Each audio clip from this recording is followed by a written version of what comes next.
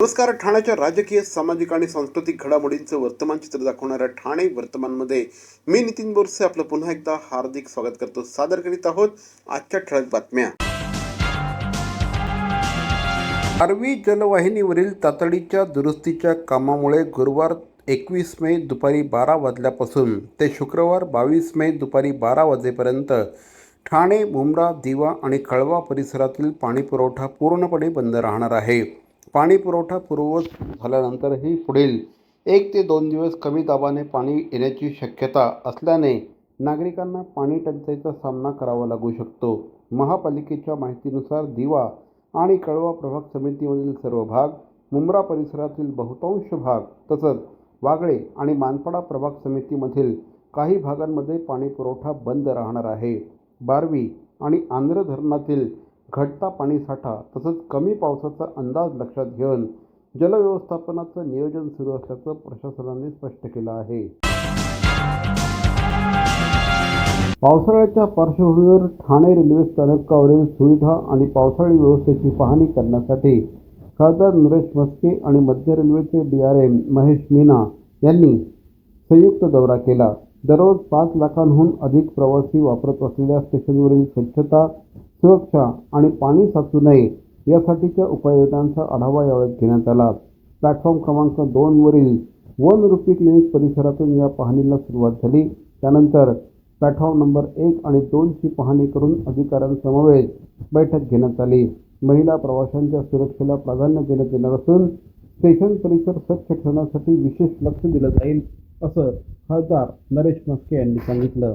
तसंच 12 डब्यांच्या ऐवजी 15 डब्यांच्या लोकल सुरू करण्यासाठी प्लॅटफॉर्म विस्ताराचं काम लवकर पूर्ण करण्याची मागणी देखील यावेळेस करण्यात आली. या स्टेशनमध्ये इंटरनल टनेलच्या मार्फत पूर्ण एक नवीन लाईन आम्ही टाकलेली आहे, जेणेकरून जे प्लॅटफॉर्म पाण्याखाली जात होते ते जाणार नाहीत. आणखी काही समस्या असतील, पाणी जिथे चोकअप होईल ते सुद्धा दूर केल्या जातील. आणि खूप मोठं ऐतिहासिक काम या ठिकाणी झालेलं आहे. प्लॅटफॉर्मच्या काय लाईन आहे त्याच्या खालून आपण एक पाईप टाकलेलं आहे इंटरनल पुश हे करून, म्हणजे ट्रॅकला कुठेही धक्का न लावता, आणि त्याच्यामुळे जे काही पाणी साचणार आहे त्याचा तो प्रश्न दूर होईल. प्लॅटफॉर्म पाण्यामध्ये जातात यावर्षी आपण बघूया. आणि जिथे जिथे पाणी चोकअप होतं ते सुद्धा साफ करण्याच्या दृष्टीने ऐतिहासिक निर्णय आपण घेतलेला आहे आणि आम्ही त्याच्यावरती वॉच करत आहोत. स्वतः DRM या स्टेशनला आलेले आहेत आणि स्टेशन मास्तर आणि त्यांची पूर्ण टीम यांच्याकडनं आम्हाला अपेक्षा आहे की काम जरा युद्ध पातळीवरती व्हायला पाहिजे. वाढती लोकसंख्या, शहरीकरण आणि भविष्यातील पाणी टंचाईचा धोका लक्षात घेऊन ओवळा माजिवडा विधानसभा क्षेत्रात राबवण्यात येणाऱ्या विहिरी पुनरुज्जीवन प्रकल्पांची माहिती परिवहन मंत्री तथा आमदार प्रताप सरनाईक यांनी केली. आनंदनगर बस डेपो, ठाणे महानगरपालिका उद्यान, कासारवडवली आणि कृष्णा ग्रीनलँड पार्क परिसरातील प्रकल्पांना त्यांनी भेट दिली. यावेळी सुरू असलेल्या कामांचा आढावा घेत अनेक वर्षांपासून दुर्लक्षित असलेल्या विहिरी पुन्हा जलस्रोत म्हणून सक्षम करण्याचा प्रयत्न होत असल्याचं त्यांनी सांगितलं. भूजल पातळी वाढवणं, पावसाचं पाणी साठवणं आणि भविष्यातील पाणी संकट टाळण्यासाठी अशा प्रकल्पांची गरज असल्याचं त्यांनी नमूद केलं.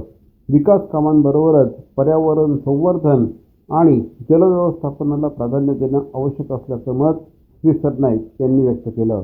आतापर्यंत 12 विहिरीचं लोकार्पण मी केलेलं आहे. अजूनही जवळजवळ 41 विहिरी ज्या भविष्यामध्ये आपल्याला आरो प्लॅन्ट लावून सर्वसामान्य जनतेला पाणी कसं त्यातलं मिळेल ह्यासाठी आम्ही प्रयत्न करतोय. पाणी हे मिळत असताना ह्या विहिरी ज्या होत्या त्या वाळीत टाकल्यासारख्या होत्या. ह्या विहिरीमध्ये जे पाणी होतं ते अस्वच्छ झालं होतं, त्याला आम्ही स्वच्छता केलं. त्यामध्ये गटार किंवा ड्रेनेजचं जे पाणी जात होतं ते आम्ही त्याचे जे वाट होत्या त्या बंद केल्या आणि त्यामुळे एक चांगला जलस्रोत निर्माण झाला. नैसर्गिक स्रोत आहे ते खुले केले आणि त्यामुळे हे पाणी आता सर्वसामान्य जनतेला पिण्यासाठी सुद्धा योग्य ठरणार आहे. भविष्यामध्ये आता 12 विहिरी झाल्या, परंतु पूर्ण ठाणे महापालिका क्षेत्रामध्ये असा प्रकल्प आम्ही राबवतोय जेणेकरून लोकांना जास्तीत जास्त त्याचा फायदा होईल. CP Goenka International School, nurturing talent at young age for scholastics, sports and performing arts in global perspective. Proud to have world toppers and country toppers in 10th standard Cambridge examinations.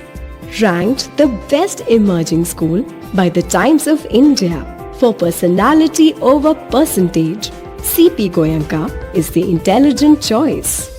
Bhavani jewellers Thane पारंपरिक आणि आधुनिक दागिन्यांचा अप्रतिम संगम. प्रत्येक स्त्रीची पहिली पसंती Bhavani jewellers Thane. नक्की भेट द्या. ठाणे महानगरपालिकेचे मालमत्ता कर म्हणजेच प्रॉपर्टी टॅक्स भरण्याचे आवाहन.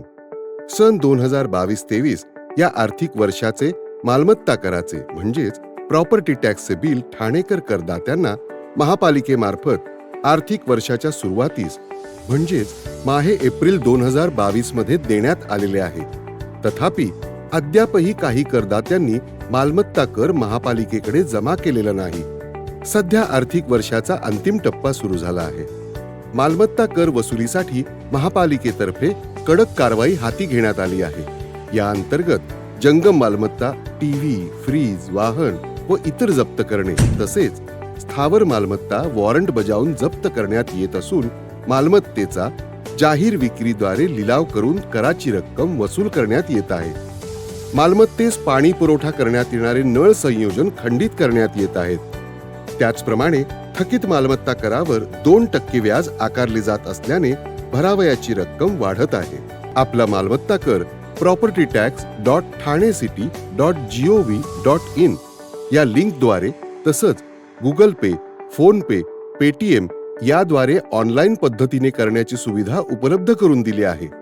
शनिवार, रविवार व सार्वजनिक सुट्टीच्या दिवशी नागरिकांना मालमत्ता कर भरणे सोयीचे व्हावे याकरता महापालिकेचे मालमत्ता कर संलग्न कार्यालय या दिवशी कार्यान्वित ठेवण्यात आलेले आहे. तरी मालमत्ता कर वसुलीची अप्रिय कारवाई टाळण्याच्या दृष्टिकोनातून मालमत्ता कर भरून महापालिकेस सहकार्य करावे. धन्यवाद. वागळे स्टेट परिसरामध्ये RPI आठवले गटाचे ठाणे जिल्हा युवक आघाडीचे महासचिव अशोक कांबळे यांचा मारहाणीत मृत्यू झाल्याने तणावाचं वातावरण निर्माण झालं आहे. 8 मे रोजी हळदी कार्यक्रमादरम्यान अर्जुन कोकणे आणि त्यांचा मुलगा आकाश यांनी कोयता आणि लोखंडी सळईने त्यांच्यावर हल्ला केला होता. गंभीर जखमी झालेल्या कांबळे यांचा उपचारादरम्यान मंगळवारी मृत्यू झाला. या प्रकरणी श्रीनगर पोलिसांनी अर्जुन कोकणे याला अटक केली आहे.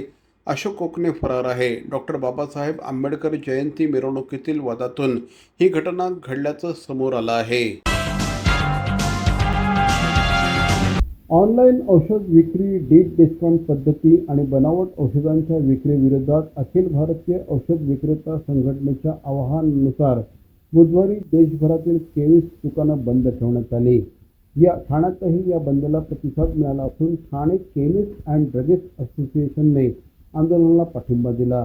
संघटनेच्या पदाधिकाऱ्यांनी जिल्हाधिकारी डॉक्टर श्रीकृष्ण पानशाळ यांना निवेदन देत ऑनलाईन औषध विक्रीवरील नियंत्रण आणण्याची मागणी केली. डॉक्टरांच्या प्रिस्क्रिप्शनशिवाय अँटीबायोटिक्स आणि शेड्यूल ड्रग्सची विक्री होत असल्याने तरुणांवर गंभीर परिणाम होत असल्याचा आरोप यावेळी संघटनांनी केला. रुग्णांची गैरसोय टाळण्यासाठी रुग्णालयामधील औषध दुकान सुरू ठेवण्यात आल्याचं संघटनेने स्पष्ट केलं. यावेळेस अध्यक्ष विलास जोशी, सचिव सुरेश भट, कोषाध्यक्ष रमेश चौधरी यांच्यासह मोठ्या संख्येने औषध विक्रेते उपस्थित होते.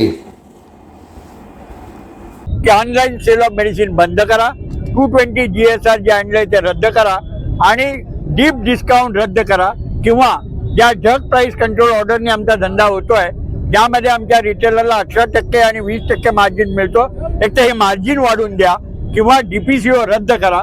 आमच्या ह्या मागण्या आहेत. सेंट्रल गव्हर्नमेंटकडनं, सरकारकडनं की सगळ्यात पहिला त्वरित हे ऑनलाईन फार्मसीचा जो नोटिफिकेशन आहे तो रद्द करावा, म्हणजे ऑनलाईन फार्मसी बंद करावा. आजच्या तारखेत तुम्ही ग्लोबली बघाल, अराउंड द वर्ल्ड कुठल्याही विकसित देशामध्ये ऑनलाईन फार्मसी हा प्रकार कुठेच नाहीये. OTC ड्रग्स वगैरे दिले जातात ओव्हर द काउंटरवाले. बाकी ऑनलाईन फार्मसी मेडिसिन कुठल्याही पेशंटला डायरेक्ट घरी पोहोचले जात नाहीत. त्याच्यामुळे आपल्याकडे पण लोकांच्या तब्येतीची काळजी असावी. लोकांना औषधं ऑनलाईन फार्मसीमध्ये मागवण्यासाठी ते कुठल्या माध्यमातून मागवतात, कुठल्या पोर्टलचा यूज करतात, त्याचे काय प्रिस्क्रिप्शनची काय ऑथेंटिसिटी आहे की नाही. कारण ऑनलाईन फार्मसीचे डॉक्टर्स पण असतात कन्सल्टिंग करायला. तुम्हाला एवढं सांगू इच्छितो की ते कुठल्या स्टेटला आहेत कोणाला माहीत नाही. ऑनलाईन फार्मसी जसं सुरेशजींनी सांगितलं की कुठलीही औषधं अँटीबायोटिक असू दे किंवा शेड्यूल ड्रग असू दे, मेडिकल टर्मिनेशन ऑफ प्रेग्नन्सीची औषधं असू दे, ही सर्व ऑनलाईन मधनं दिली जातात. यामुळे तरुण वर्गाच्या मोठ्या प्रकारे हानी होते, आरोग्याची हानी होते. याच्याकरता आमचे राष्ट्रीय अध्यक्ष जगन्नाथजी शिंदे साहेब यांनी वारंवार केंद्र सरकारकडे पाठपुरावा केला, परंतु त्याला यश आलेलं नाही. त्यामुळे अत्यंत नाईलाजाने आम्ही हा 20 मे बुधवार रोजी देशभरामध्ये जगन्नाथ शिंदे साहेबांच्या आदेशानुसार बंद पुकारलेला आहे. मंडळी, या होत्या आजच्या ठळक बातम्या. आजचा एपिसोड आपल्याला कसा वाटला आम्हाला जरूर कळवा. आमचा पत्ता आहे Dadoji Konde stadium, shop number 16, Khatan road, Thane पश्चिम. दूरध्वनी क्रमांक 9820939420. तर मग पुन्हा भेटू उद्या याच वेळी याच ठिकाणी ठाणे वर्तमानमध्ये. तोपर्यंत धन्यवाद. जय हिंद, जय महाराष्ट्र.